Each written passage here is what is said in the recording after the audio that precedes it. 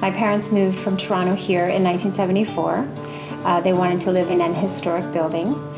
So my dad bought the church and he renovated it. And my mom had a little business of ladies in the area sewing.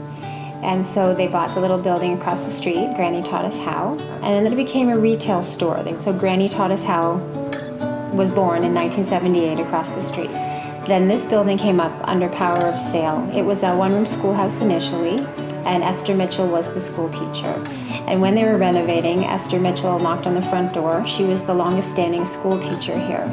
And they thought she was so lovely, and they didn't have a name. They named it for her. So they were going to make it a tea room, and it ended up being a full-service restaurant. So the restaurant opened in 1980. I was 7 years old, and I was very, very close to my parents as a little kid. I clung to my dad's leg all the time. So I decided I was going to work here. And when I got my $2, I'd run to the little gas station across the street and buy candy and come back and start again.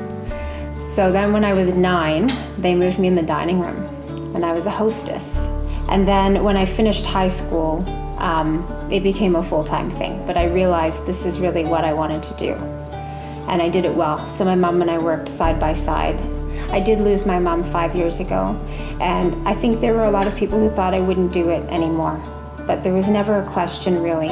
When she was in the hospital, I assured her that I would continue to do this. But I knew that if I was going to do this, I had to a certain degree, make it my own. And my taste is very modern, but I have changed little things. I mean, this is an old one-room schoolhouse. My parents put their life into this, and we have a clientele that loves this. With regards to the food, it's always been consistent, and that was a very big thing for my mom. And I think that people really appreciate that. They say that we've never had a bad meal here. I love the people. I have a great relationship with my staff. I have an incredible chef. I couldn't do it without him.